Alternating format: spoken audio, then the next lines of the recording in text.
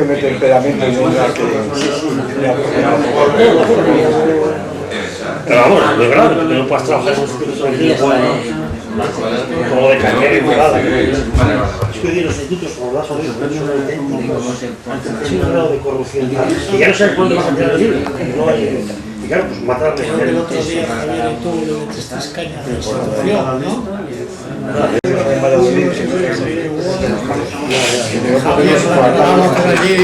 Menudo fue yo que montaba. Me gusta, A volver se pase por allí. A ver. Hola, ¿qué hay? ¿Qué tal? ¿Qué tal? No, ¿qué tal?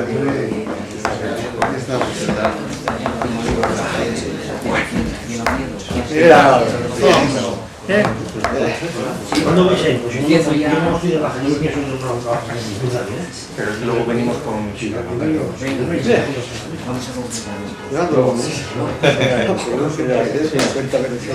arrancar. Pensé que el puente iba a ser eterno. Pero no, se acaba.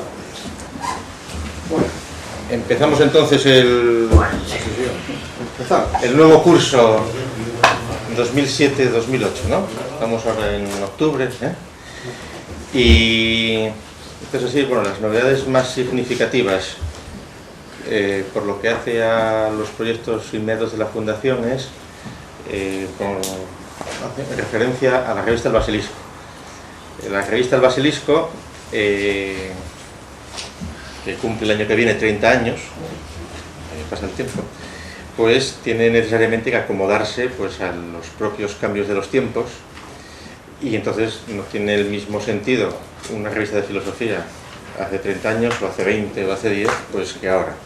Ahora donde está Internet, que con la revista Alcatoblepas, pues para muchas cosas da mucha más agilidad, difusión, inmediatez.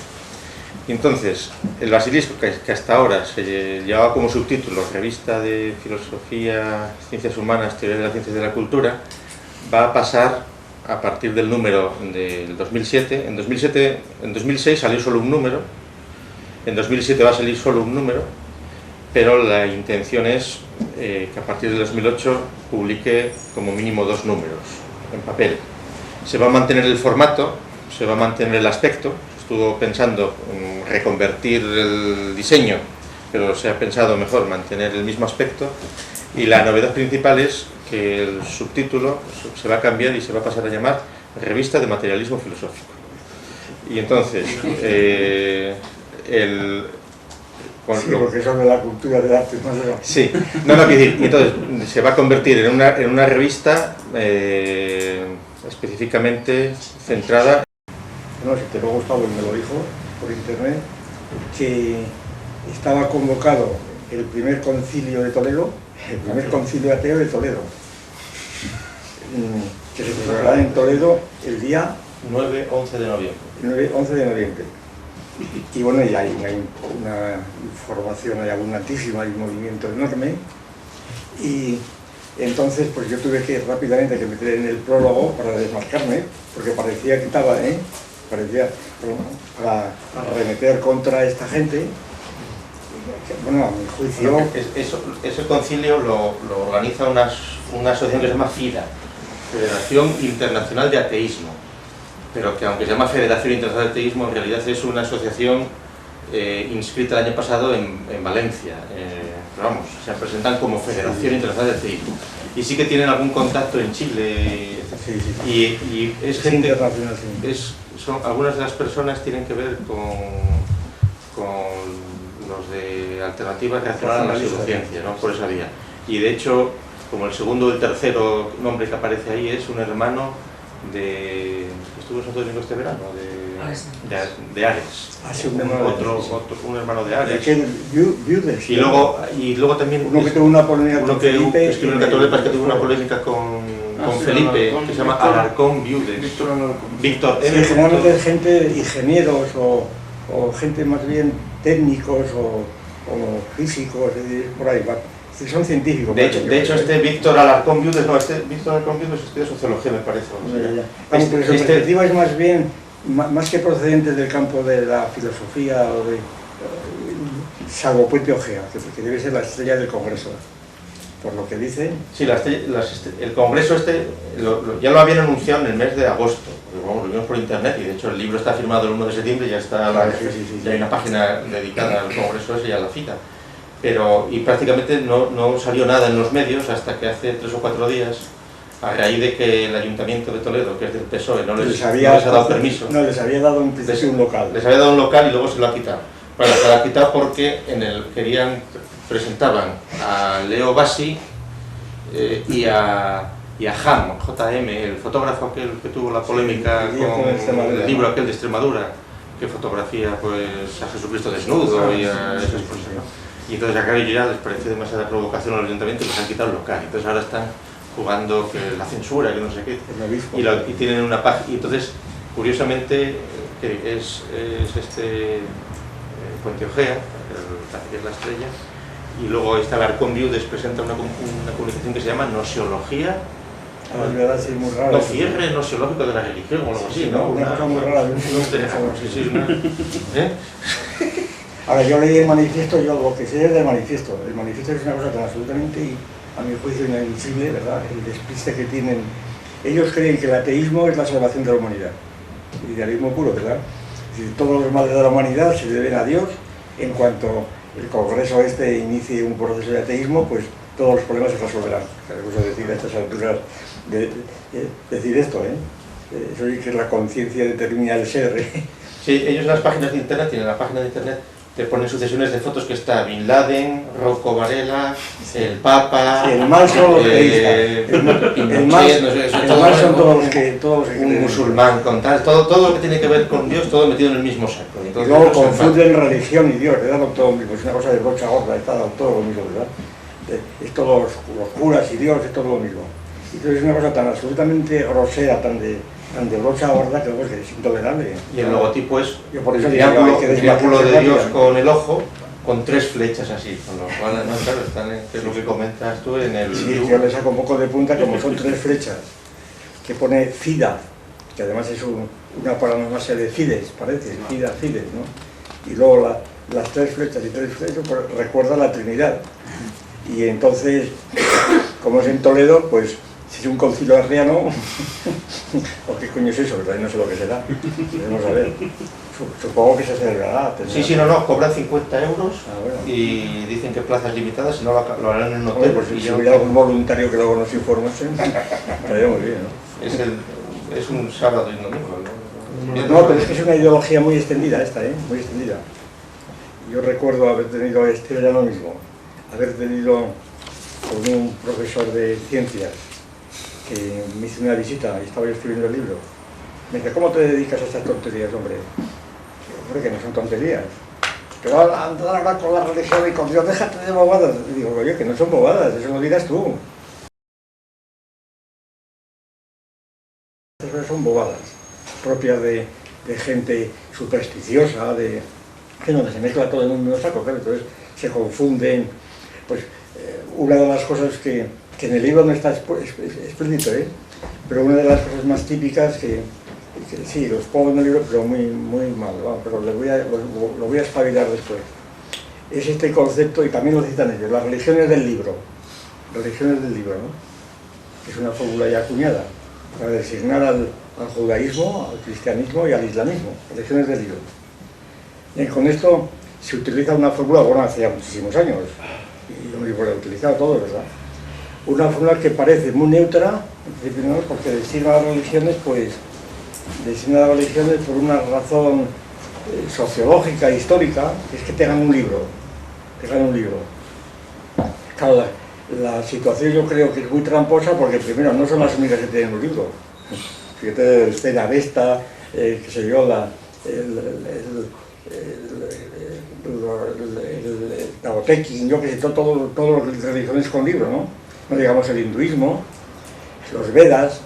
Por tanto, decir religiones del libro, esas 3, es simplemente ya algo sospechoso. Algo sospechoso que yo me daba siempre la nariz que aquí había algo raro, sobre todo por la utilización de ese concepto. Y luego porque es un concepto que procede de Max Miller, además. Eso lo inventó Max Miller.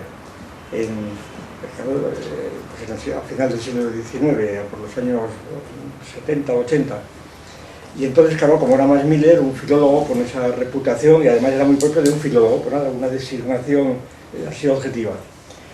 Pero lo que a mí me parece que eso significa es un intento de unificar las tres religiones desde el punto de vista del monoteísmo. Que es la actitud de Natán el Sabio de Lessing, el fondo de Natán el Sabio, ¿no? Yo, por cierto, le dedico 2 o 3 páginas a Natán el Sabio, porque es un tema cada vez he visto más citada la alegoría de Natán el Sabio en muchos textos, en muchos conceptos, ¿no? En muchos contextos. Y entonces, claro, la alegoría de Natán el Sabio da la clave, yo creo, de este asunto de las religiones del libro, porque Natán el Sabio, como recuerdan, que es un tema de Boccaccio, es decir, que Lessing lo tomó de Boccaccio, pero enteramente, ¿no? Incluso con la interpretación y todo. Lo que hace es cambiar el nombre de Melquisedec, que aparece en Boccaccio, por el nombre de Natán. Cambia el nombre, pero luego Boccaccio también cambia, en fin. Está tomado de Boccaccio, y entonces el relato de Boccaccio es un prócer, es decir, ni siquiera un rey, aunque luego el rey también aparece en otras versiones. Es un rey que tiene 3 hijos, aquí en Boccaccio es un prócer, y Lessing también. Es un prócer que tiene 3 hijos y le promete que va a dar un anillo que él manda a fabricar, un anillo valiosísimo y artístico, al que se porte mejor porque ese será su heredero. Bien. Entonces, como los 3 hijos que tiene se han portado muy bien, encarga otros anillos en secreto para dárselo a los hijos, y cuando muere, el mayor saca su anillo, el otro saca el suyo y el tercero el suyo. Entonces los 3 anillos quedan empatados, ¿no? La diferencia es que Boccaccio no toma partido por nadie. Dice que y supone que alguno será el legítimo, pero no toma partido. Y lo que hace Lessing, entre otras cosas, es decir que ninguno de los 3 tiene razón, que la tienen los 3, porque las 3 religiones son iguales, porque las 3 religiones son monoteístas, y que todo lo demás son occidentes. Es decir, que todo lo que tiene el judaísmo al margen del monoteísmo, pues la Torah, el Talmud, lo que fuera, el sacramento, el sacerdote, todo esto es accidental. Lo mismo pasa con el cristianismo, sacramentos, liturgia, etc., todo eso es accidental, y lo mismo pasa con los musulmanes. Es decir, desde el punto de vista de la ilustración más radical, ¿no? La idea de la religión natural. Lo que Lessing está ahí exponiendo, la religión natural, es la idea de Rousseau, de Voltaire, etc., donde lo importante es la religión a un Dios que no ha sido escrita en ningún libro y que por tanto que está escrita en los corazones, como dice Lenin, la religión natural. Con lo cual Lessing descontestó.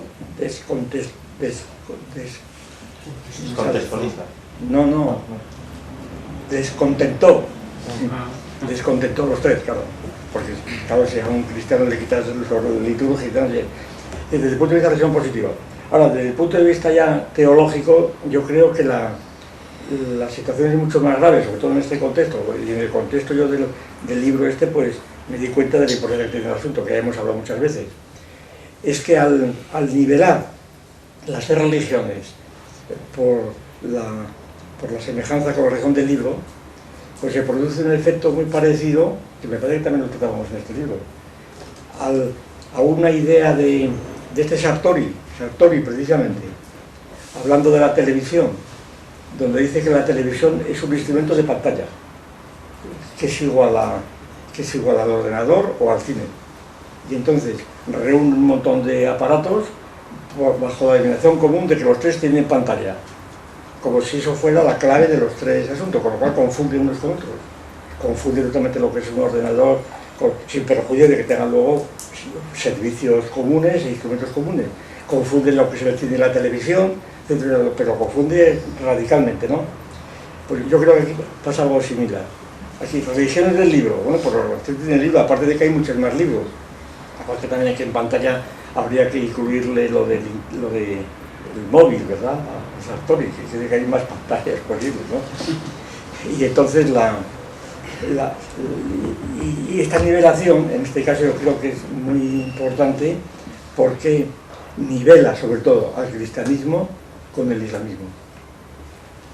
Y por tanto considera nada menos que al dogma de la Santísima Trinidad como una cita. El dogma de la Trinidad y la encarnación de Cristo, que son los dogmas centrales del cristianismo, lo consideran como un accidente que se puede predecir, que es lo que quería Lessing. Es decir, el que los cristianos crean en Mahoma como profeta, los musulmanes, y los cristianos en Cristo, es lo mismo, son dos profetas, pero esto es el punto de vista árabe. Para quienes Cristo es un profeta más, pero desde el punto de vista cristiano no, Cristo no es un profeta, Cristo es Dios. Y claro, y este dogma, bueno, el libro este del Papa va un poco por ahí, pero sin embargo la mayor parte de la Iglesia posconciliar va en esta dirección. Dice, lo de menos es, lo importante de Cristo es que sea hombre, es lo de Scorsese y tal, ¿no? Cristo es hombre, es lo humano de Cristo. Pero claro, en cuanto a Cristo le quitas el ser Dios, pues se convierte en una religión efectivamente como otra cualquiera. Porque, y la Trinidad lo mismo. Y como resulta que la Trinidad, de esto ya hablaremos en su momento, a mi juicio, una de las grandes, vamos, una interpretación totalmente discutible, pero en fin, yo siempre he visto en el dogma de la Trinidad uno de los componentes materialistas del cristianismo. Porque contra el monismo, es decir, la prueba es que el conflicto constante de musulmanes y cristianos pues fue esto, el politeísmo. Es decir, los musulmanes ven a los cristianos como politeístas. Cuando vinieron aquí a Covadonga, como sabemos, venían a luchar contra los politeístas. Es decir, la idea de que había tres dioses en el triteísmo, además fue una de las herejías recurrentes del cristianismo, ¿no? Hay tres dioses que son Padre, Hijo y Espíritu Santo. En una palabra, el dogma de la Trinidad rompe completamente la idea del Dios monoteísta. Es el Dios de Aristóteles y no digamos del Dios de Mahoma, que es el de Aristóteles, es el mismo. Y el de los judíos, que es el de Aristóteles, a través de Filón el judío. Dice que hay realmente, precisamente yo utilizo, vamos, ya voy a callarme de esto porque si no, vamos, para terminar ya está. Precisamente yo interpreto a Natán el Sabio, como el poema de Natán el Sabio es quién era el rey, ¿verdad?, que dio los anillos a los hijos, de quién era el rey que dio los tres libros, uno a cada cual, ¿verdad?, para que se dieran cuenta que eran todos iguales y que había que prescindir de lo occidental y lo esencial. ¿Quién era el rey o el prócer que dio los anillos a los tres hijos? Claro, la respuesta de Leibniz, donde Lessing es bien clara, pues el prócer era el hombre. Es el hombre, la reacción natural del humanismo, es el hombre que ha inventado Dios y imagen y semejanza. Bien, la respuesta que es utilizada cada vez más, porque he visto muchas citas, por ejemplo, en Sevilla, cuando hubo aquel congreso de Semana Santa hace 3 o 4 años, aquel fraijo jesuita, volvió a contar la parábola, la alegoría de Natán el Sabio, y naturalmente barriendo el agua para su molino como natural. Es decir, que el autor eso es Dios, claro que es Dios. Dios es el que ha dado los tres anillos. Claro, escucho decir, entre que sea el hombre y que sea el Dios, no puede haber más diferencias. Bueno, yo la solución que apunto ahí es que el Padre es inequívoco. El Padre de eso es Aristóteles, que es el que inventa la idea de Dios. Porque además es realmente a través de Aristóteles, pasa a través de Filón el judío, pasa a los judíos, y a través de Mahoma, que se inspiró en su religión precisamente en una escuela nestoriana de Siria para filósofos que habían sido expulsados de Atenas por Justiniano, precisamente están en esa órbita del monoteísmo fanático. Y claro, la diferencia del monoteísmo y la Trinidad es radical, porque el monoteísmo supone el fanatismo inmediatamente, claro, eso queda completamente en otro lado, entonces no hay ni el menor contacto con él, mientras que el cristianismo queda en un plano totalmente diferente de esto. Por ejemplo, la alegoría de Lessing es sumamente peligrosa y las religiones del libro pues es una religión también tramposa y y que es la que está muy extendida, ¿no? Pues un poco por ahí va el asunto. Entonces yo en el libro lo que me desmarcaba enseguida era de los ateos de Toledo, claro, digo que no teníamos nada que ver con ellos, pero no, porque si no se dice aquello se hubiera confundido, ¿eh? Como luego la gente no lee las cosas, y los títulos, y ahí sí, claro, ya que la argumentación mía pues consiste en decir que, quiero decir, el ateísmo, que hay muchas clases de ateísmo, claro, que hay tantas clases de ateísmo que no tienen ni pies ni cabeza aquello, que hay, sobre todo la distinción, y yo cito pues Atenágoras y San Justino, claro. Atenágoras y San Justino, que eran cristianos, vamos, de las fuentes de los padres apostólicos y demás, ¿no? San Justino dice, a nosotros nos llaman ateos, porque no creemos más que en un solo Dios. Los griegos nos llaman ateos, que es de donde probablemente Voltaire sacó su famosa sentencia ingeniosa, pero que era de San Justino. Sócrates, este ateo que solo cree en un solo Dios. Eso es literalmente San Justino de donde lo tomó, seguramente Voltaire, porque la estructura es la misma. Y luego Atenágoras dice lo mismo. Atenágoras dice, nosotros los cristianos somos considerados ateos porque no creemos en los dioses griegos, ¿verdad? Pero sí creemos en el Dios verdaderísimo, etc. Es decir, entonces, claro, eso obliga inmediatamente a hacer una distinción, por otra parte evidente, es el ateo ontológico, para utilizar la expresión tradicional del argumento ontológico, el ateo ontológico, el que no cree en el Dios de Aristóteles, en el fondo, ¿no? Y luego el ateo óntico, que es una distinción que había utilizado ya en cuestiones cuadrivetales. El ateo óntico, el que no cree pues, en Zeus, en Odín, en Afrodita, ¿verdad? Que no cree en esos dioses.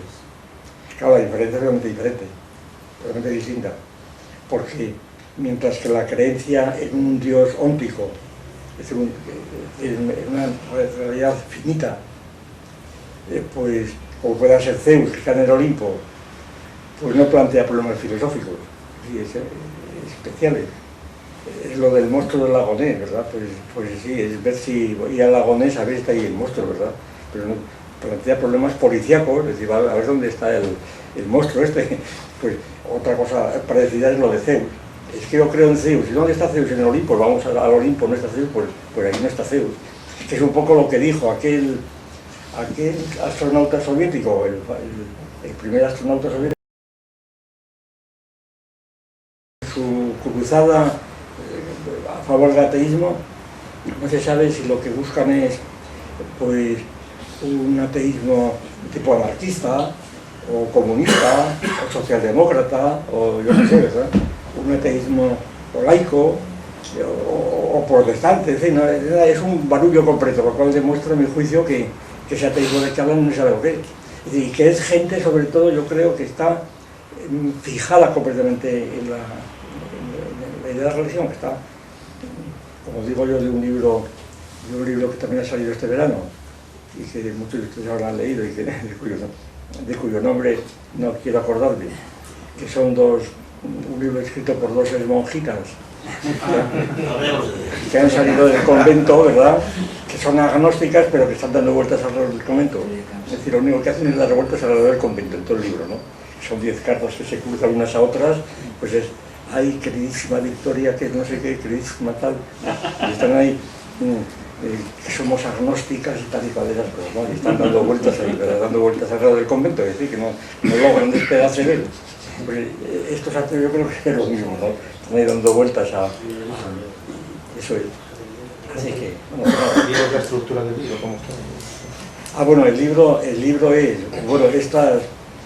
El prólogo y el epílogo que están descritos después que ya nos dijeron que el primer título no era, entonces no pegaba nada, entonces, pero como a la editorial no le importaba nada del libro, y además como había salido muy largo y en principio dijeron que había que reducirlo porque ya tenían ellas hechos los cálculos de tamaño y de distribución y de económico y demás, que habría, incluso me dijeron que había que quitar 2 o 3 capítulos o más, ¿verdad? Y les dije, hombre, pues hagan lo que quieran, pero a mí me llegó, pero pongan la letra más pequeña. Les dije, hombre, no, porque no puede ser. Bueno, total, que luego lo leyeron, les gustó y dijeron, vamos a meterlo entero. Y lo metieron entero con letra más pequeña, que yo dije, debían venderlo con una lupa. No, pero luego tampoco está demasiado, tampoco está demasiado. Pues 390 páginas, sí, es muy pequeño. Y entonces el libro pues, tiene esa estructura que es el principio y el final, que es la fe del ateo, es eso, es el título que pusieron. Y luego el resto, pues el plan que había antes, que era ahí. Y 12 temas que iré estudiando la religión en relación con la religión, no en el sentido del animal divino, ¿no? Sino la religión tal como funciona ya en la historia y en la sociedad, pues en relación con 12 temas, pues por ejemplo, yo que sé, la religión y lo sagrado, la religión de la economía, religión y sociedad civil, religión y sociedad política, religión y educación, religión y, yo qué sé, cine, televisión. Religión y cine, religión y televisión, que por cierto, curiosamente, cuando estábamos viendo a ver lo que se suprimía, me dijeron la editorial, que lo leyeron muy puntualmente, dice, hombre, y esto no se podía suprimir, porque es lo mismo, ¿no? No lo he leído bien, digo. Precisamente esto es totalmente distinto, ¿no? Y luego sí ya se dieron cuenta que era distinto, diferente. Nada que eso es. O sea que son temas donde se van tratando cuestiones. El modo de escribir que he tenido aquí ha sido tratar de utilizar un método que, sabiendo que la gente no lee el libro entero nunca jamás, no lo lee por capítulos, lo mordisquea algo, ¿verdad? Y por eso se puede difundir algo, ¿no? Porque el que vea el libro y vea pues, el cine, si es de artista, pues leerá aquello, pero al otro no, de sucesivamente, ¿no? Pues un poco porque a través del método que se sigue, un poco tratar de introducir en el método que creemos que es el modo de tratar estas cosas, ¿verdad? Un poco el método de tratar. Tengo que empezar a decir, pues, en mi opinión, tal, y nos va a dar argumentos objetivos, ¿no? Dar argumentos de algún modo objetivo. ¿Qué quiere decir objetivo? Pues es muy difícil de hacer eso. Argumentos donde se pueda discutir. Quiere decir, que no sean argumentos objetivos que dicen, no, esto es cuestión de creencia, porque entonces no tenemos nada que hablar, ya hemos acabado, ¿no? Quédese con su creencia. Pero vamos a ver argumentos objetivos pues, de tipo antropológico, sociológico, histórico, cosas de ese tipo. Y por supuesto lógico, de argumentaciones. Y eso es, ¿no? Y entonces pues es una especie, quiere decir que el interés mío era tanto, conforme se iba escribiendo el libro, era tanto de carácter pedagógico, no sé si decirlo así, para tratar de influir en el lector que está completamente alejado de estos asuntos y que trata estos temas como temas literarios o psicológicos o demás, tratarle de introducir en un tipo de argumentación filosófica, cosa que puede ser también el gran error del libro porque se cae de las manos enseguida a la gente. Es decir, que el libro se caerá de las manos a mucha gente que dirá, vaya disertaciones, ¿verdad? Porque es una cosa, pues eso, muy... Y tampoco quería ser yo agresivo de ningún modo, es decir, que el tratamiento es totalmente moderado, es decir, que he evitado todo tipo de frases agresivas contra cualquier religión y nada, ¿verdad? Así desgraciadamente. Sobre todo porque viendo la experiencia de lo que está pasando, pues no va a ser ningún lado. Y eso es. Por ejemplo, trato bastante aquello que discutimos aquí trato bastante. Di una interpretación que no era tan fácil, o por lo menos a mí me fue muy difícil, sobre el exorcista, a la hora del cine. Es decir, porque hasta qué punto se puede condenar filosóficamente una película como El exorcista. Entonces, eso es muy difícil de argumentar para un público realmente indefinido. Es realmente muy difícil encontrar un punto donde pueda haber un punto de encuentro dialéctico, ¿verdad?, de ese asunto. Es dificilísimo, sobre todo dada el torrente de asuntos que hay sobre El exorcista en la saga de películas que la han seguido, después de la novela, en los foros que hay en internet sobre exorcistas. Bueno, es una cosa impresionante cómo está el asunto. De la cantidad de gente en España y en el resto que creen que El exorcista es una de las grandes revelaciones del cine, ¿verdad? Tratando de asuntos religiosos, ¿sabes? Y entonces te das cuenta que estás en otra galaxia completamente distinta. Entonces, ¿cómo puedes argumentar con esta gente? Con gente de esta, que son la mayoría, ¿no? Porque no, es que algunos dicen, es que es una película, hay uno que me dice muchas veces que dice que es una película que conceptualmente es muy rigurosa. ¿Qué querrá decir conceptualmente? No sé qué quiere decir con eso, pero eso le dice mucho. Otro dice argumento de los libros, por ejemplo, tú pon por la noche, cógete un vídeo con el exorcista, enciérrate en una habitación donde no haya luz ni nada y veas en una ventana el cielo, no sé qué, y entonces pon la película y sentirás el verdadero terror que no has sentido en tu vida. Ese tipo de argumentos ya definitivos que dan. La película es admirable, es estupenda por todos lados. Entonces, descalificar esa película sin descalificar al mismo tiempo otras películas de cine religioso, claro, pues es muy difícil, ¿no? Por mí me estoy de medio, de manera que ya veremos a ver cómo he recibido el asunto. Pues nada, eso es. Y un detalle curioso es el subtítulo que le han puesto. Ah, bueno, el subtítulo no es mío, el subtítulo no tiene nada que ver. Que esto me revela a mí que en la editorial, que lo ha leído esto mismo, que en la editorial temen, que fueron quienes me propusieron el tema, pero temen que esto no va a tener lo del pensamiento Alicia, porque aquí yo contaba ya con un público ya predispuesto, de tipo político, ¿no? Pero aquí el público no existe, el público a favor no existe, ni por uno ni por otro. Y entonces encontraron, digamos que es un párrafo, como un enganche para atraer al público, yo creo, que es la fe del ateo, y pone debajo las verdaderas razones del enfrentamiento de la Iglesia Católica con el ministerio, con la Conferencia Episcopal, con el Ministerio de Educación.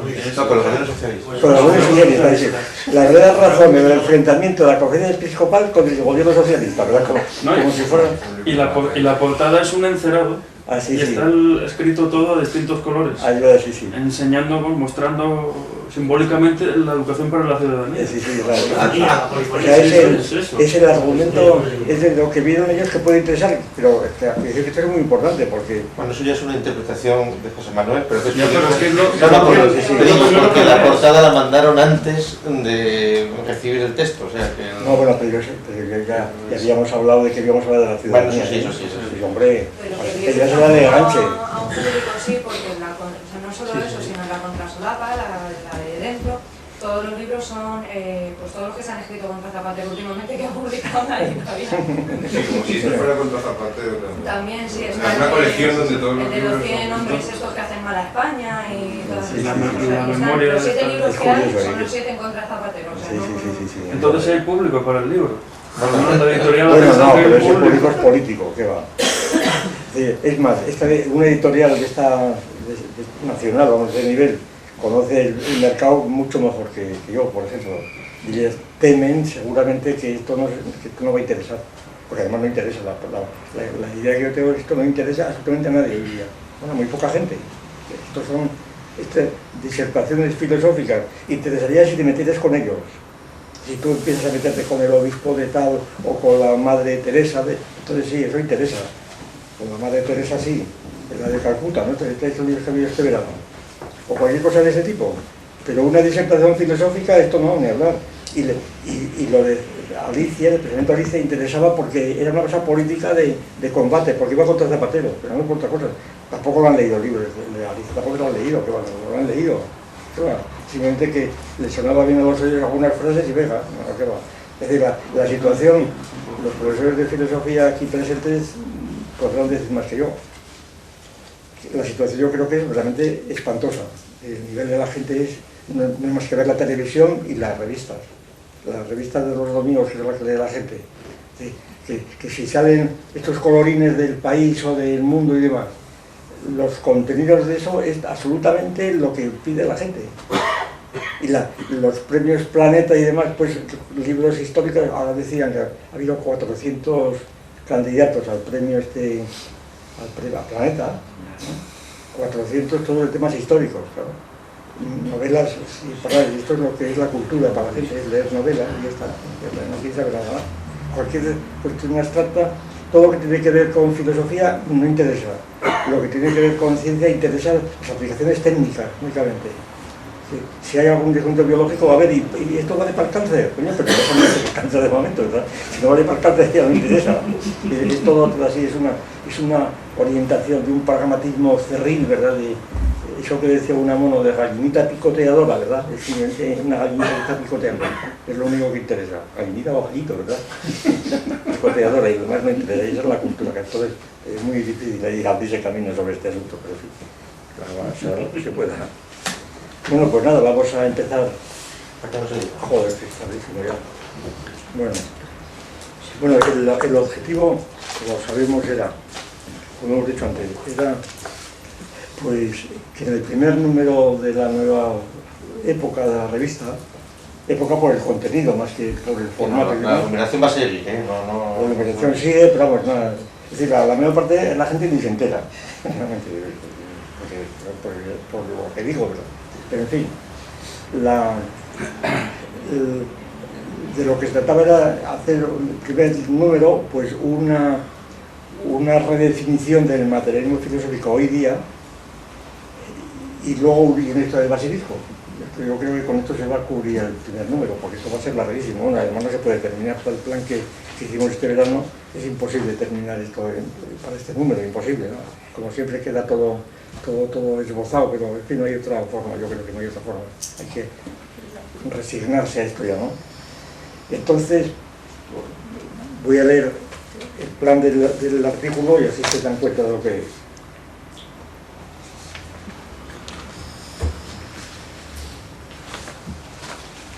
El artículo tiene una introducción, esta que veíamos hoy, y luego tiene 6 secciones. Bueno, imposible, también se puede ver. Luego se puede sacar en los siguientes tonos, lo sacando.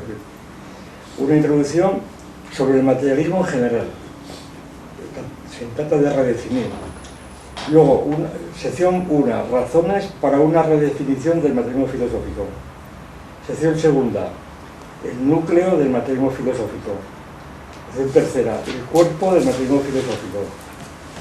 Sección 4, análisis de algunas ideas señaladas. Aquí es hacer una enumeración de todas estas ideas que venimos utilizando.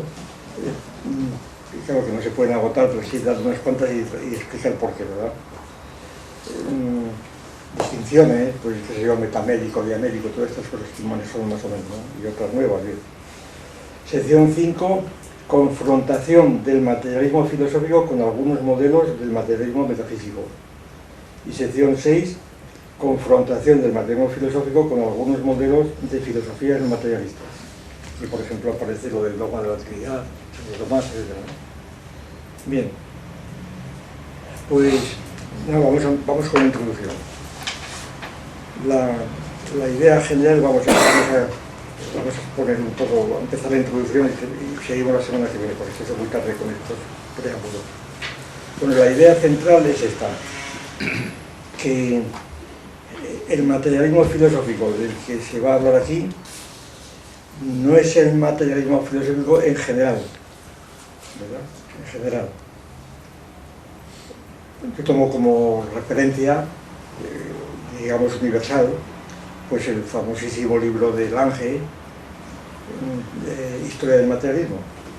Es un libro obligado, ¿no? La historia del materialismo es la obra monumental de Lange, de 1870 y tantos, que fue traducida en español en 2 volúmenes y vamos, y es citada constantemente. Es donde realmente se ofrece, yo creo que por primera vez, una historia del materialismo como tal. Lange era un neocantiano convertido al materialismo y un erudito impresionante. Lo que pasa es que a diferencia, por ejemplo, de otros eruditos, hablábamos de Menéndez Pelayo, ¿no? Que cuando hace la historia de los historiadosos, pues va dando todas las fuentes. La historia de los historiadosos es un libro monumental, no solamente por los contenidos, sino por el propio aparato crítico que él tiene. Lange no, Lange yo creo que no cita, yo creo que no tiene un solo libro.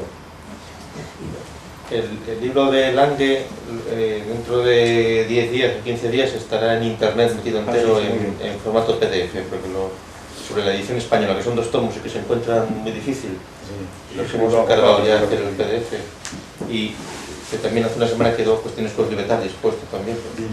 Esto es muy importante que lo ha metido en internet, con lo cual ya está, porque ahora es un libro prácticamente imposible de encontrar en una biblioteca, ¿no? Y entonces estos dos tomos ya pueden estar al servicio de todo y es una historia digamos, monumental, una cosa impresionante. Tiene esa dificultad de que no da fuente. Si empieza a hablar de Wigner y empieza a hablar de Wigner, simplemente a quien que era amigo de él, además, ¿verdad? Empieza a hablar y cita alguna vez, pero sin decir ni dónde, nada, y como dice Wigner, entonces te pone un párrafo de Wigner y así con todo, ¿verdad? Te habla de Demócrito, tampoco te dice fuentes, es decir, que no da fuente ninguna. Y esto, es decir, es un estilo filosófico. Pues, pero habría que mirar la edición alemana, ¿eh? No vaya a ser que sea la española que se las hace pillar. Podría ser, podría también, sí, pues mira, eso míralo. No, voy a comprar una edición alemana. Sí, a mí lo que más me ha extrañado es que no hay ni una sola fuente. Es decir, que era frecuente en las traducciones españolas del 19 y principios del 20, se largaban las notas enteras. Y entonces dice que hay que comprobarlo antes de encontrar el ángel, por si acaso. No sería controlado porque a fin de cuentas era el mismo estilo que seguía Hegel y demás, ¿verdad? O Descartes también. O Descartes, o Kant, era el estilo tradicional. Es decir, eso de citar era otro nivel, era otra cosa, ¿no?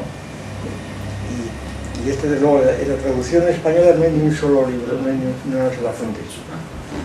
Y sin embargo además está interpretado, claro, se interpreta por él todo, ¿no? Que todo como historia vale muy poco. Que más bien la interpretación de una concepción materialista de Lange, que es fundamentalmente kantiana en principio, aunque luego ya totalmente tergiversada, pues tergiversada desde estos criterios, ¿no? Pero sin embargo sigue siendo una referencia obligada, en todo caso, tenga o no tenga, es decir, si tiene referencias y aparato bibliográfico, pues todavía peor, porque cuando habla de Demócrito, por ejemplo, por mucha bibliografía que le ponga ahí es imposible, aquí no hay, la exposición que hace de Demócrito es muy bonita, muy bonita, pero no. Bien. Aquí, a ver si tengo yo una cita de Lange precisamente.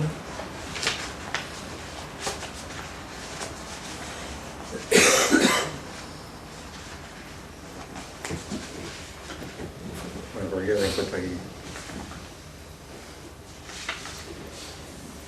Bueno, no sé.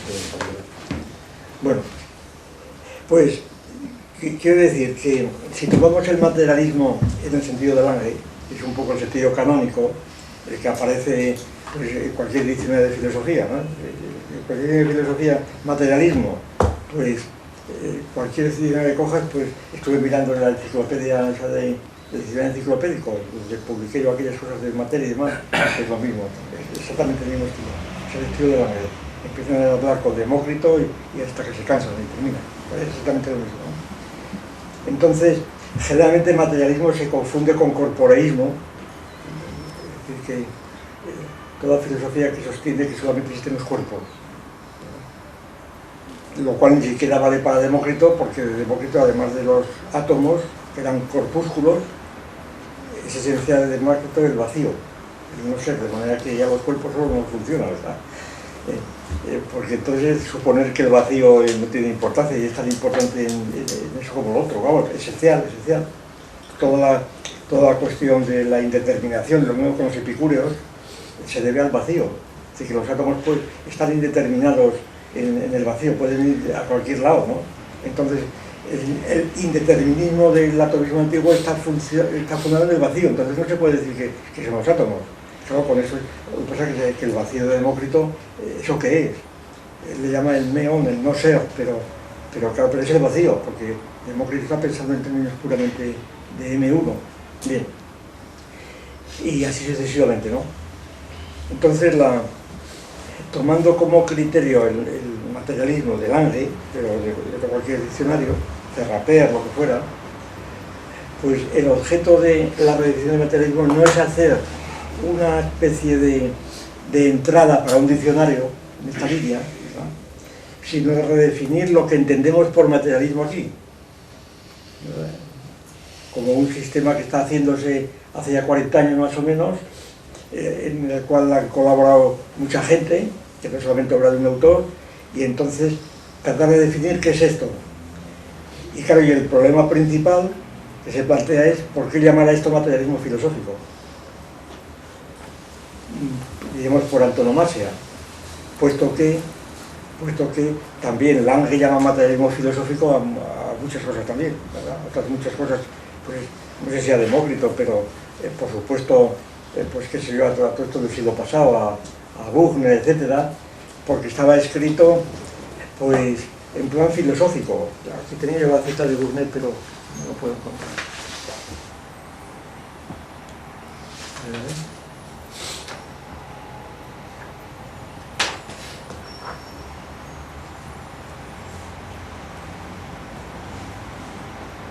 Bueno, pues perdón, pero renuncio a buscarlo, otro día yo lo subrayaré. Bien. Entonces la razón es la siguiente, para decirlo rápidamente, para explicar por dónde va el asunto. La razón es que desde la perspectiva de este materialismo que yo le llamo aquí de referencia, materialismo de referencia, no sé cómo llamarlo, ¿verdad? Pues que desde este sistema los demás no son materialistas. Filosóficamente hablando, que los demás sistemas no son materialistas en el sentido filosófico, sino que son o bien materialismo científico, pero no filosófico, o bien un materialismo que no es propiamente filosófico, sino metafísico, por ejemplo. Sino metafísico. Aunque tenga después... ¿Y por qué? Pues precisamente por esto, porque no tiene las condiciones del materialismo filosófico, condiciones, y por tanto que no se puede poner el materialismo de referencia como si fuera un episodio más en la historia del materialismo. Ese es el asunto, ¿no? Es decir, haciendo la historia del materialismo pues se puede seguir este método e incluso con la mejor intención de cobijar, por así decir, de cobijar el materialismo de referencia en una tradición milenaria, ¿verdad? Bueno, pues esto del materialismo no es una cosa nueva, hay una tradición milenaria que se llama materialistas, donde hay personajes tan importantes pues como Demócrito, nada menos, como Hobbes, ¿verdad? Como Avicebrón, yo qué sé, y luego pues todo lo que se quiera. Y por supuesto pues prácticamente la mayoría de los físicos del siglo XIX final, de Wigner, Fogg, yo qué sé, biólogos, Haeckel, en fin, todo eso, ¿no? Y ahora no digamos. Ahora pues prácticamente la mayor parte de, pues por ejemplo, el principio antrópico, que estoy tratando de este asunto, el principio antrópico, lo de Brandon Carter, ¿no? Que en el año 78 me parece que publica ese libro famoso donde enuncia el principio antrópico. Claro, que tantas ríos de tinta ha determinado. Pues claro, el principio antrópico es un principio de físico. Bueno, está el libro, ese libro monumental de Barrow y Taper, el libro El principio antrópico se llama, un libro de 1000 páginas que salió hace 6-7 años y que hablamos de él mucho cuando salió. Este libro es una historia de la filosofía, realmente. Empieza con Protágoras. Él cree que el principio antrópico está formulado por Protágoras, el hombre había de todas las cosas, y entonces va avanzando, hace un recorrido por toda la filosofía hasta que llega a los físicos, a Dirac, que es de donde viene todo esto, las famosas correlaciones adimensionales de Dirac, ¿no? que formuló en los años 30 y que pasaron desapercibidas hasta que luego Dicken las volvió a redefinir más tarde, por los años 60, y de ahí salió el famoso principio antrópico de Ranger, con otras versiones ya muy diferentes, el principio antrópico débil, el fuerte, el participativo, el final, las diferentes versiones que hay del principio antrópico. Bueno, pues todas estas versiones del principio antrópico, es a lo que voy, coinciden en ser materialistas, todos ellos, y están físicos de primera magnitud, ¿no? Entonces son todas filosofías materialistas, precisamente por su monismo, es el monismo. Y la clave del materialismo es el monismo, precisamente, es el monismo. como luego resulta que, bueno, es la misma idea de Engels, la dialéctica de la naturaleza de Engels, sencillamente, para que veamos, no vamos a ir más lejos. La idea de materialismo marxista de Engels, en la dialéctica de la naturaleza, pues es precisamente ese materialismo monista, es el monismo. Y el monismo, la idea de Lenin, es decir, y el nombre de materialismo científico que dio Marx y Engels, oponiéndolo al materialismo vulgar. Materialismo vulgar, fórmula acuñada por Marx, que es curioso, ¿eh? Y digo que es curioso porque no encaja bien con la idea marxista de atención al pensamiento popular, ¿verdad? Vulgar tiene un sentido despectivo y claro, no encaja bien utilizar la palabra vulgar como despectivo en boca de Marx y Engels. Sin embargo, llamaron materialismo vulgar o mecánico, decían, que no vulgar o mecánico, pero vulgar por delante, ¿no? Y entonces, frente a ese materialismo vulgar o mecánico, pusieron el dialéctico, pero que era tan monista o más como el anterior. La diferencia es, quizá, que en lugar del armonismo, que era muy frecuente, el armonismo muy frecuente, bueno, en la superficie, sobre todo aplicado a la historia, era un armonismo, digo, en la superficie, en lugar de ese armonismo tradicional, atribuido a Demócrito, por ejemplo, que era el filósofo que ríe, ¿verdad?, que está siempre, que es pacificador, que cree en la paz perpetua, ¿verdad?, más o menos, así se expone a Demócrito, el propio Langa y otros muchos. En cambio, este armonismo del materialismo, pues de la alegría de la vida, en fin, estas cosas, ¿verdad?, frente a la metafísica dura de los teólogos y demás, ¿verdad?, de ascéticos y demás, pues en cambio Marx habría introducido también, algunos según la herencia judía, pues la lucha de clases, la contradicción como clave de la lucha por la vida. Por eso le dedicó el Capital, como es bien sabido, le ofreció a Darwin que le admitiera la dedicatoria, se lo quiso dedicar a Darwin. Darwin dijo que después de leerlo, bueno, de ojearlo, no creo que Darwin leyese el Capital, pero ya que aquella cosa dijo que no, que le agradecía mucho, pero que no, que se lo dedicase a otro, que no quería. Y como en el famoso discurso funeral de Engels ante la tumba de Marx, pues la famosa fórmula de Engels fue: así como Darwin ha descubierto las leyes de la naturaleza, Marx ha descubierto las leyes de la historia. Es decir, que la conexión de Marx y Darwin en el materialismo dialéctico, y dialéctico significaba la contradicción, sencillamente, y la ruptura, la fractura profunda en la sociedad humana, el materialismo histórico. Pero es que esto mismo lo hacían también, de hecho, al llamarlo así, los materialistas mecánicos. Birner, como muchas veces se sabe, vamos, Birner pues, es uno de los materialistas de racismo más exacerbado que puede haber.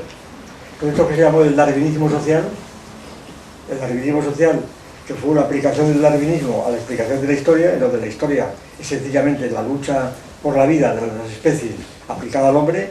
Por tanto, la selección natural significa que los que han triunfado en la historia, concretamente en el siglo XIX, los capitalistas, eran capitalistas porque eran los mejores, porque en la selección natural triunfan los más fuertes y los mejores, y por tanto los que han triunfado en la historia y las clases superiores son las más fuertes, son las mejores. Es decir, este darwinismo social estaba representado ya por Birner y todos los demás, eran de ellos mismos. Es decir, que entonces, pero desde el punto de vista, que aquí estamos, desde el punto de vista del monismo, era exactamente igual monismo que el otro, pero que era un monismo pues polémico. Bueno, es lo que pasa con Darwin, la armonía de la naturaleza, la armonía de la biocenosis, que consiste en que durante una población vegetal y animal, una población de vivientes, se mantiene en equilibrio estable, en armonía, durante siglos, ¿verdad? Pero ese equilibrio estable de esa población, delimitada, definida, se produce incluso en la lucha por la vida de las especies que se van comiendo unas a otras, ¿verdad? Porque el equilibrio contempla precisamente esa situación de la dependencia de unos a otros, aceptemos tenerse que matar para poder vivir. En cambio, desde fuera, claro, hay que ver qué armonía, que es la armonía de Heráclito, la armonía de la vida, la famosa armonía de la vida.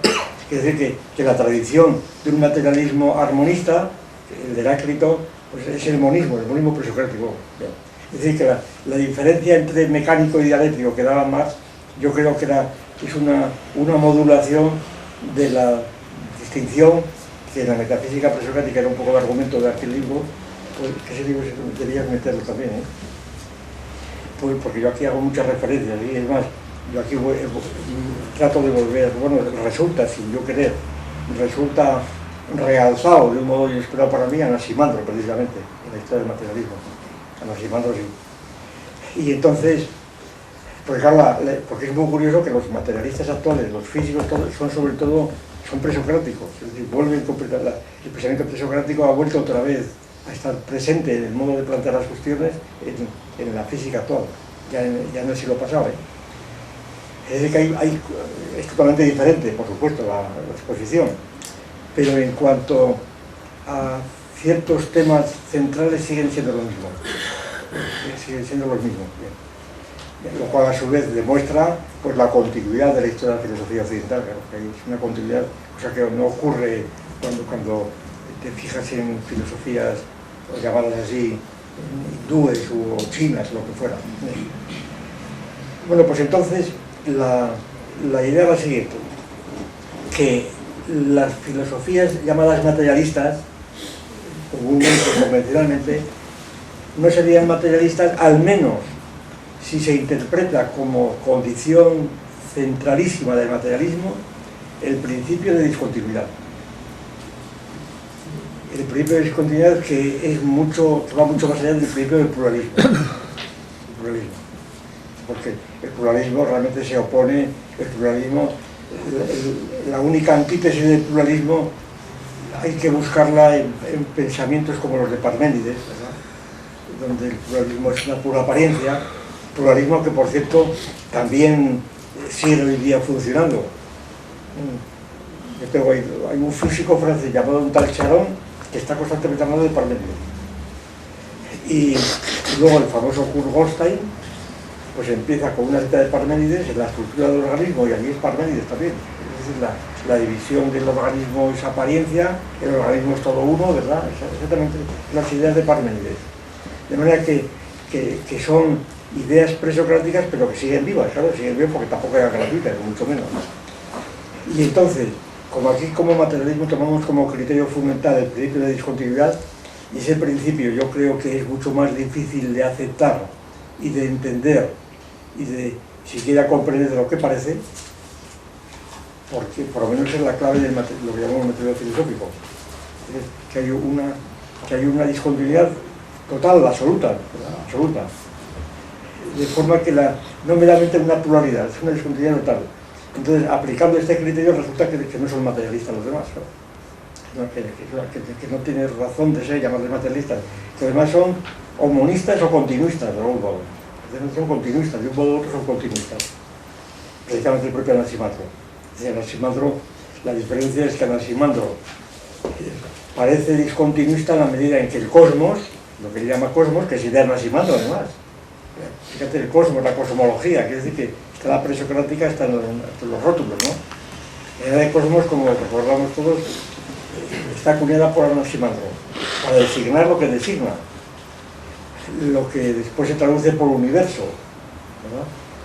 Cicerón, pero cosmos, o esfairos, también de Pédocles, o toholon, el todo, ¿verdad? Todas estas ideas son lo que Anaximandro llama cosmos, tomando la expresión del origen de la palabra cosmos, que es al parecer pues un ejército bien ordenado. Un ejército que está ordenado, algo que está ordenado es un cosmos. Un ejército, la cara ordenada, arreglada, y viene cosmética, la palabra cosmética, una cara bien arreglada, bien peinada, y cuando está desordenada es el caos, que son las ideas de Anaximandro. Un ejército disciplinado, organizado, es cosmos. Cuando está en desbandada, desordenado, es caos. Pues estas dos son las dos ideas centrales de Anaximandro. Entonces, claro, Anaximandro supone que el cosmos del que partimos procede de una situación anterior de caos que llama apeiron. El apeiron, lo amorfo, lo indeterminado. Pero resulta que como el apeiron se transforma en cosmos, sin que se nos diga por qué, y el cosmos vuelve otra vez a desaparecer, la teoría del Big Bang está ahí otra vez puesta, ¿verdad? El cosmos dura un intervalo de tiempo y luego desaparece. Lo que pasa es que este es un ciclo, porque luego ese apeiron vuelve otra vez a hacerse en cosmos, y así eternamente resulta que ese apeiron y ese cosmos prácticamente es lo mismo, es la misma sustancia que se apaga y se enciende a sí misma, como dice Heráclito, ¿no? Es decir, que en el fondo es el monismo, esta vez un monismo, lo es ya el cosmos, es el monismo total, pero incluso con el apeiron sigue siendo el monismo. En ese sentido digo que el materialismo de referencia, con el principio de discontinuidad, entra completamente, o corta completamente esa idea del monismo. Y entonces todo el materialismo tradicional, convencional, es monista, de un modo u otro. Y precisamente cuando no hay monismo, el materialismo deja de ser materialismo. Que es, el caso más claro es Aristóteles. Aristóteles, que es monista completamente en su concepción del mundo. El mundo de Aristóteles es único, finito, etc. Pero sin embargo Aristóteles le pone un primer motor que está fuera del mundo. Y ya no es monista. El monismo se rompe con Aristóteles completamente. Entonces, la concepción del mundo supone un dualismo irreductible y eterno, aunque el mundo tenga una unidad que efectivamente puede haber sido celebrada por el propio Lange y otros como un paso esencial en el materialismo. Porque efectivamente el mundo de Aristóteles, pues ya sabemos, para la Tierra del centro, los planetas, el primer cielo, eternamente movidos, no hay mayor sistema que haya dado mayor unidad al universo, ¿no? Bien. Entonces, la primera distinción, así esencial, yo creo que aquí yo proponía, o sugería, es la distinción entre materialismo noseológico y materialismo ontológico. Distinción que tiene el siguiente alcance. El materialismo noseológico es prácticamente equivalente al racionalismo, lo que se llama racionalismo. Y digo prácticamente, luego hay mil matices que podemos ir discutiendo.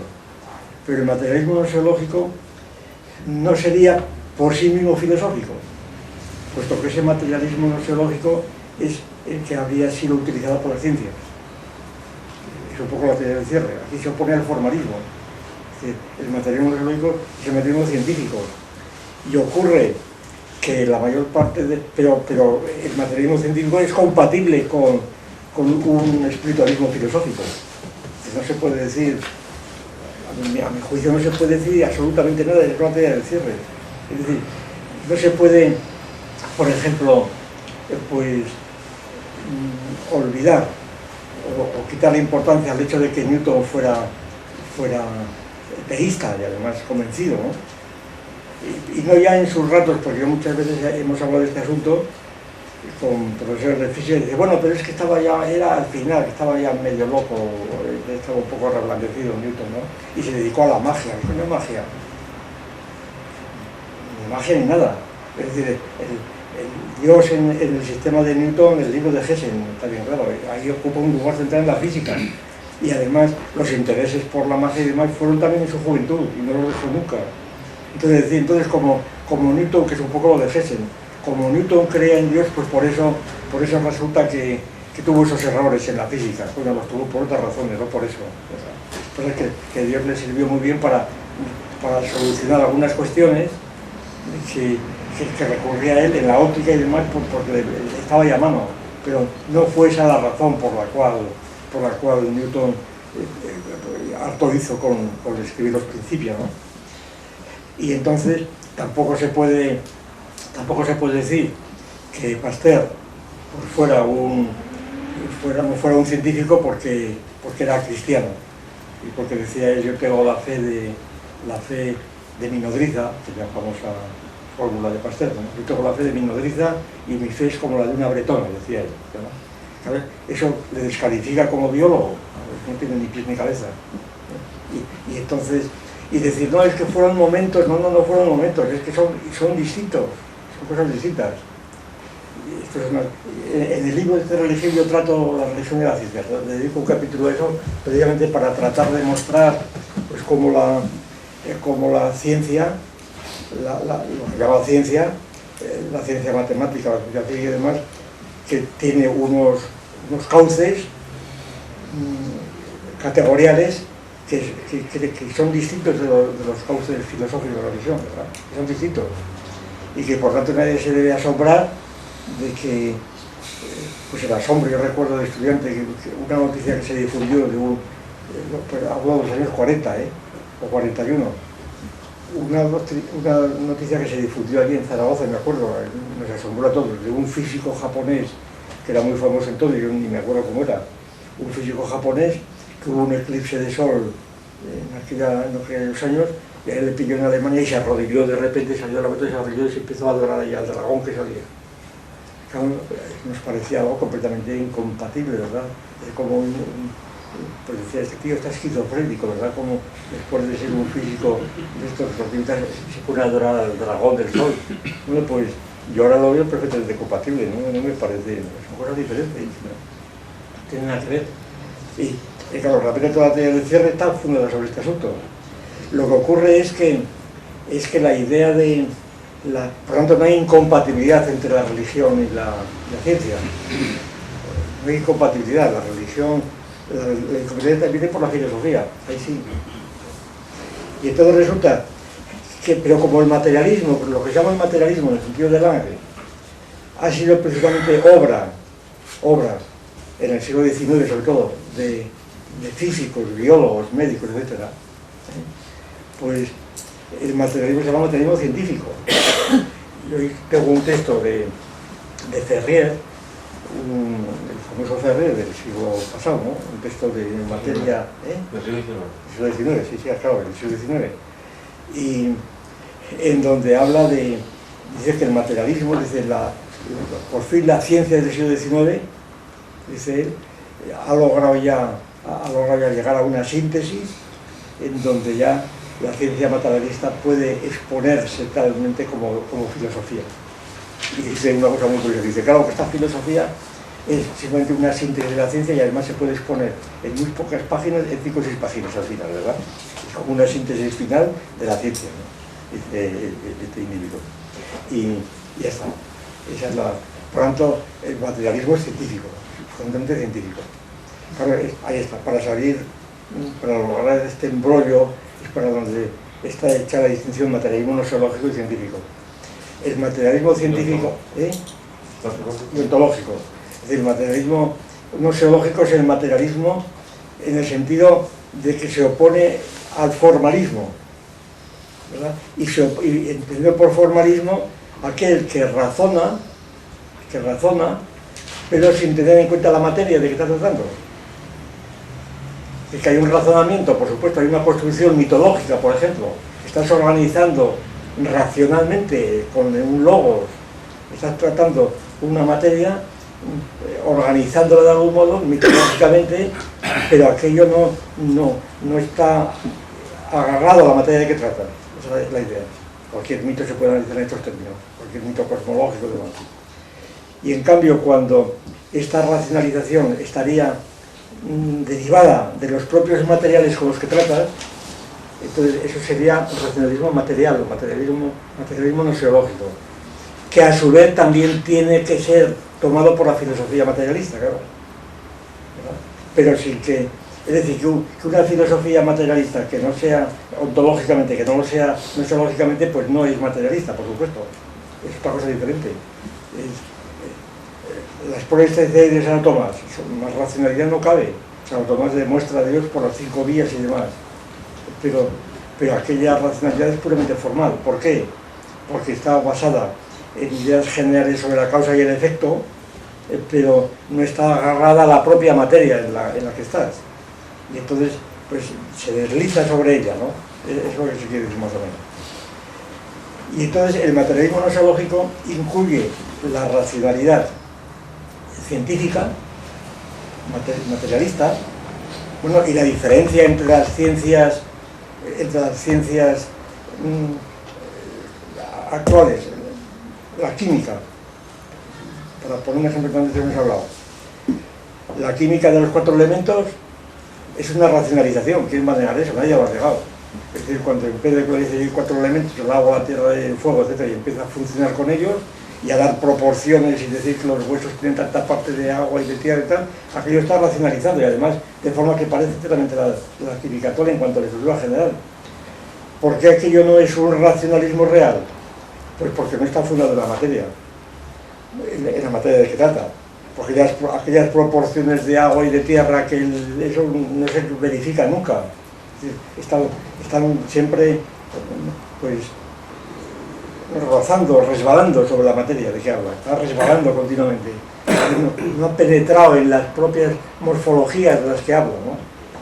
Y las proporciones definidas de Dalton, por ejemplo, es un ejemplo que pongo yo a veces de materialismo químico.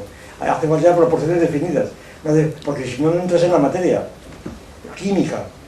Es decir, si tú hablas de que tiene tantas partes de agua y tantas de tierra, no, pero ¿en qué proporciones? En cuanto dices las proporciones ya estás en otro nivel, de otro tipo de racionalismo. Bien.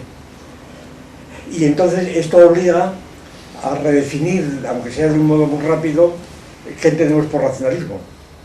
Y claro, por supuesto, hay que quitar las definiciones formalistas típicas del racionalismo, que son las definiciones psicológicas tradicionales en el Piaget. Es decir, ¿qué es el racionalismo? Pues la razón es una facultad que tienen algunos animales superiores, o si se quiere los animales corrientes, ¿verdad? Es la cuestión del racionalismo de los brutos y demás, pero sobre todo es una facultad. Es una facultad que tiene unas características especiales que consisten en sacar consecuencias y ya está. Y la lógica formal. Entonces, si hay unos principios y sacas consecuencias en virtud de las leyes formales de la lógica, ya estás en la razón. Esa es la definición de razón tradicional escolástica y es la de Piaget. La diferencia es que la noción escolástica aristotélica de racionalismo son las leyes del silogismo y la de Piaget es el grupo CRP, etc., ¿no? El grupo de transformación, pero igualmente deformado.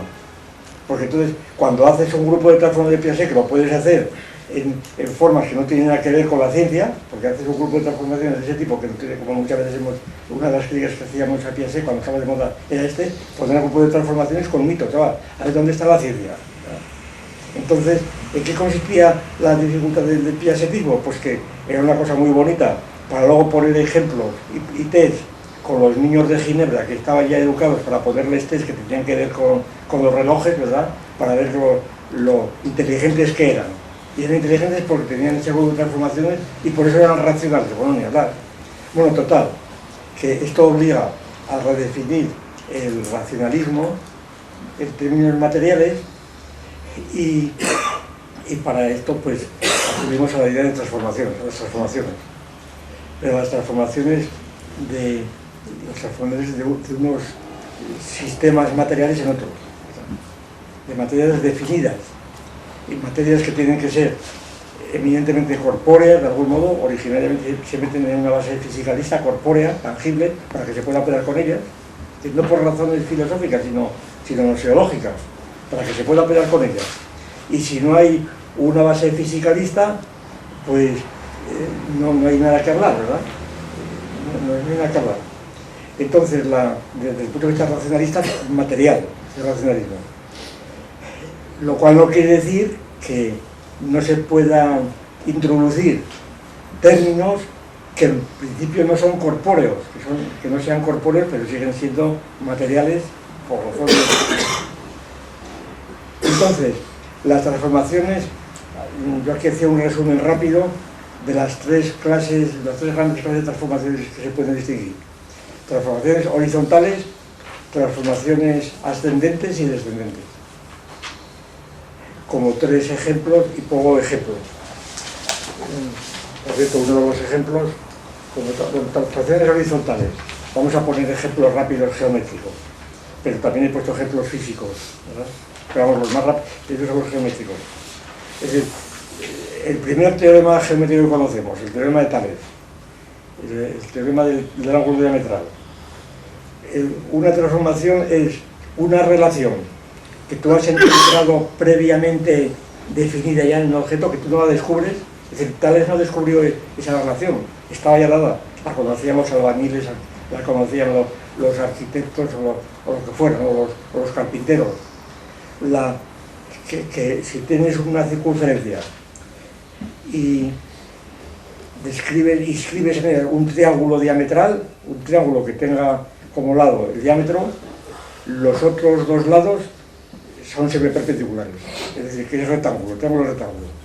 El teorema por el cual Tales hizo una hecatombe y demás. Claro, Tales demostró el teorema, aunque no sabemos cómo lo demostró. Y tampoco es nada fácil demostrarlo porque todavía Tales no conocía otros teoremas que se utiliza y que utiliza Euclides para demostrarlo.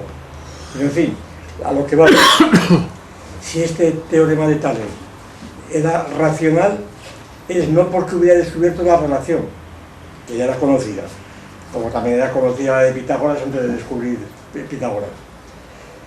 La relación estaba ya, diríamos, dada empíricamente. Lo que habría hecho Tales, creando la racionalidad geométrica, la racionalidad material, era transformar o obtener esa relación de transformaciones con otras figuras anteriores, transformaciones materiales concretas, con rectángulos, con circunferencias, con triángulos o lo que fuera, ¿no? Irlas encajando y manejando figuras ya materiales, morfológicas de ese nivel, de esa categoría, obtener esa transformación. Entonces, esa sería una transformación horizontal, en este caso, porque va del plano al plano, en el caso de Tales. Y otros muchos teoremas, ¿no? Cuestiones de semejanza de triángulos, etc. Transformaciones ascendentes. Pues que las relaciones descubiertas en el plano, por ejemplo, no se pueden demostrar en el plano, o por lo menos es muy difícil. Yo que tenía el ejemplo, que es famoso, precioso, muy famoso, era que el papel que estaba esto dibujado de la figura, luego yo creía que no tenía papel y lo manché todo, pero es esta que se ve más o menos. El problema de Desargues fue un amigo de Descartes, el famoso un ingeniero que era muy amigo de Descartes y que es un matemático de primera línea, de estos que había en Francia en el siglo XVII, ¿no? Y Desargues descubrió este teorema que fue el origen de la geometría proyectiva, más o menos, ¿no? Que fue es un teorema en que, nada, que simplemente es esto, que si se tienen tres rectas, se parten de un punto que es el centro de perspectiva, y de esas tres rectas se cargan dos puntos, A', B', C', y se unen los puntos homólogos de esas rectas, esos puntos van a caer en una recta que es el eje de perspectiva. Entonces, esto es un teorema realmente impresionante, ¿verdad? Por su sencillez y porque resulta, empieza a dibujarlo y parece asombroso que eso se produzca así, ¿no? Y como este teorema tiene su dual, bueno, pues se quiere ese autodual. Y entonces, ese teorema, ¿cómo se demuestra en el plano? Pues dificilísimo. En cambio, en el espacio se demuestra de un modo muy bonito, muy elegante, que aquí está la demostración, pero es muy larga, pero viene a ser suponer que estas tres rectas que convergen en el plano forman un triedro y por tanto que hay aquí dos planos, ¿verdad?, en donde aparecen estos dos triángulos que vienen a ser como una pirámide que la metes por este plano, y entonces la proyección de esto sobre esta recta viene completamente determinada, es decir, bueno, la demostración es muy larga, un poco borrosa, pero es muy bonita. Lo que aquí se ha puesto por el ejemplo siguiente, esa demostración que está hecha en el plano, en el espacio E3, que es más complejo que el plano E2, de dos dimensiones, sin embargo la puedes hacer descendente de arriba, de más complejidad a menos complejidad, una demostración descendente, totalmente racional. Y la demostración inversa, la ascendente, ir del plano al espacio, ya esa es mucho más difícil, aunque más hacedera que la plana. Un ejemplo de este tipo de demostraciones en cosmología, las leyes de Kepler. Las leyes de Kepler son leyes que están formuladas en el plano, en un plano, ¿no? En el plano pues claro, que los planetas describen órbitas elípticas con el Sol en uno de los focos. Claro, esto es una proyección plana, fuera del plano esa ley de Kepler no existe. Por tanto, quiere decirse que en la naturaleza no hay ley primera de Kepler, porque no hay realmente elipses, cosa que se resiste mucha gente a creerlo. Sí, en el sistema solar no hay elipses, no puede haberlas, porque no cierran nunca esa es una proyección sobre el plano. Y entonces, y no digamos después, la segunda ley, ¿verdad? La proporcionalidad entre las áreas barridas por los rayos vectores y los tiempos recorridos, eso está también en el plano otra vez, porque esas áreas tampoco están en el espacio. Y la tercera ley, bueno, esa ya podría ser algo más, ¿verdad? La proporcionalidad de los tiempos y las velocidades y el cubo de los semiejes mayores, pero también los semiejes, también están los semiejes. Es decir, que allí estás utilizando unas relaciones obtenidas empíricamente en el plano, sin saber por qué, como leyes empíricas, que son las que... Claro, la importancia de Newton es que esas leyes las incorporó al mismo tiempo que se apoyó en ellas a toda su teoría de la gravitación. Pero entonces, como ejemplo de deducción descendente, yo me acuerdo de una famosa teoría que había entonces, y que por cierto yo tengo el libro, no sé dónde lo voy a estoy buscando, no, que es de Jeans, el famoso físico, Geas, ¿no? El cigarro de Jeans, que él explica la ley de Kepler de la siguiente manera, por deducción descendente. Es decir, supongamos que del Sol sale una especie de cono gigantesco, ¿verdad? que emite allí que sale del Sol y que empieza a girar alrededor del Sol, el cigarro, como un cigarro que va girando. Entonces los cortes que da a esos cigarros corresponden a los cortes de cada órbita de cada planeta, y entonces se comprende, pues eso, que todos giren al mismo lado, que todos vayan a la misma proporción, porque todos vienen de un cigarro universal. Es decir, que ya está utilizando una perspectiva de tipo más complejo, espacial, para obtener unas leyes que han sido obtenidas en el plano. En ese sentido, la idea de la racionalidad intenta ser definida no en términos etológicos o psicológicos o formales, que son formales, sino en términos materiales. Por lo tanto, para definir la racionalidad hace falta definir previamente campos en donde hay transformaciones. Por lo tanto, la racionalidad tampoco es una construcción propiamente, no es construcción, es transformación. Y la transformación, cuando es perfecta, es cuando precisamente después de una transformación directa viene la inversa. Ahí es cuando se produce el cierre. Y ahí es donde se producen las invariantes de identidad, en el cierre ese. Y entonces ahí la transformación es cerrada y la racionalidad se consigue plenamente. Claro. Y por tanto, cuando intentas redefinir, esto lo dejamos ya para otro día, porque una de las cuestiones que fue el caballo de batalla de todo el materialismo del siglo XIX, como sabemos, y ahora sigue siendo lo mismo, reproducido con un ejemplo, fue el descubrimiento de la síntesis de la urea por Wheeler, como saben. El descubrimiento de la síntesis de la urea por Wheeler, la urea concebida como una materia orgánica que suponía un contexto biótico, por lo tanto suponía dentro del vitalismo, que era una sustancia producida por los seres vivos. Entonces Wheeler la sintetiza en el laboratorio, luego con Liebig saca muchos derivados y tal. Entonces aquello fue el espoletazo de salida para demostrar que la ciencia física había arruinado ya toda la metafísica, puesto que todo lo que tenía que ver con la vida y con el alma se explicaba a partir de la química. Así que todo es química, una palabra. Y entonces este era un caso claro de reduccionismo descendente, ¿no? El organismo se reducía a la química del carbono o a la química orgánica, que se llama orgánica precisamente por eso, se reducía a esto, y luego de ahí, bueno, y Wheeler lo que había hecho era borrar las fronteras entre la química orgánica y la inorgánica, es lo que hizo Wheeler. Y aunque luego el nombre pues siguiese por inercia, ¿no? Y por tanto la síntesis de la urea significó pues este reduccionismo. ¿Qué significaba esto? Pues que la generación equívoca estaba demostrada. De la generación equívoca se llevaba a los escolásticos en la tradición la generación según la cual de una ciénaga, de una charca salen gusanos. o de un saco de harina salen ratones. Eso era una tradición continua, ¿verdad? Porque a la experiencia es lo que se veía, que de repente en un almacén que hay unos sacos de harina, de repente sale un ratón. ¿De dónde ha salido esto? Pues del saco, pues es la harina que aprovecharon la conjunción del cielo que se ha salido y salir charca de entonces, los famosos experimentos de Pasteur pues fueron como saben esto, ¿no?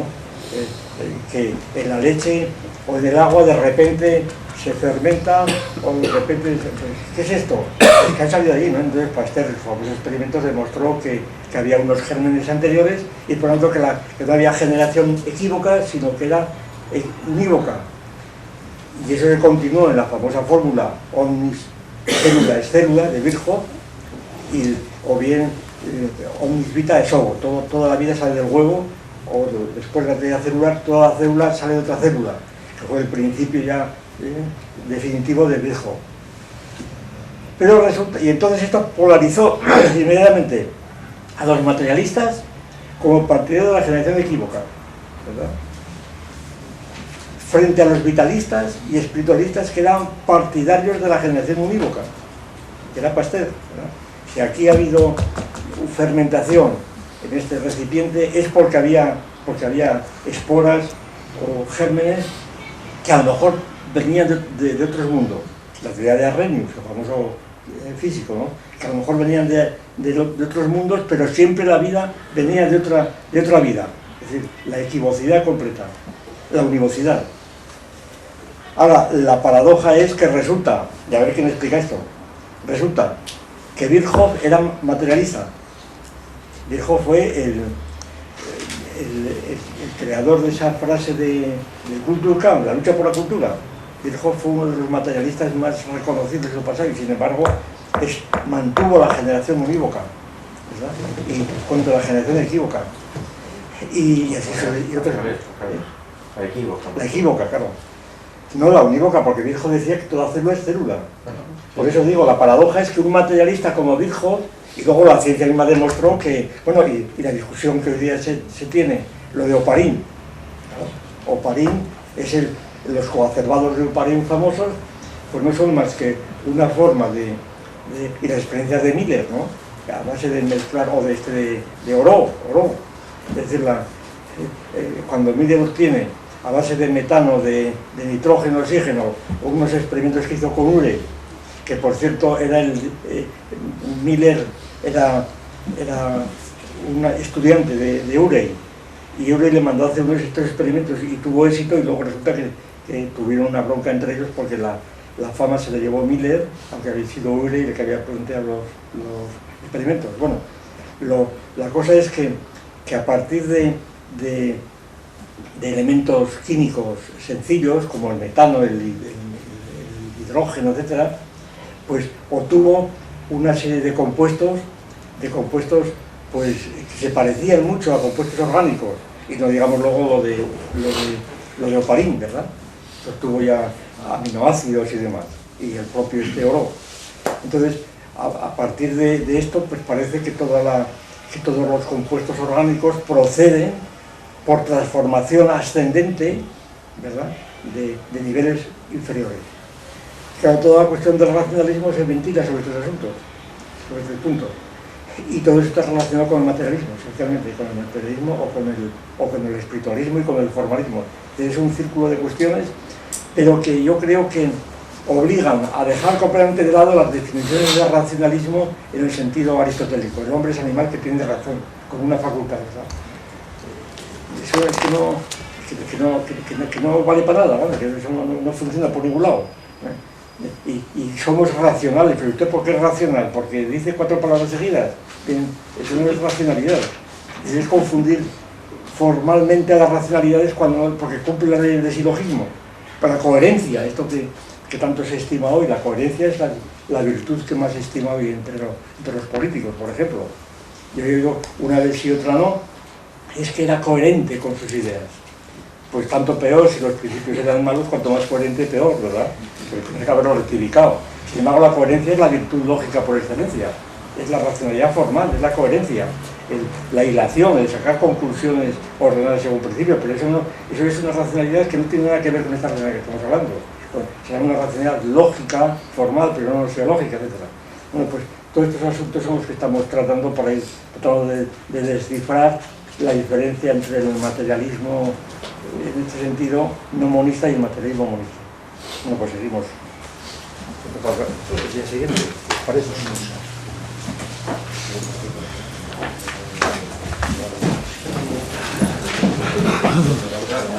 Pero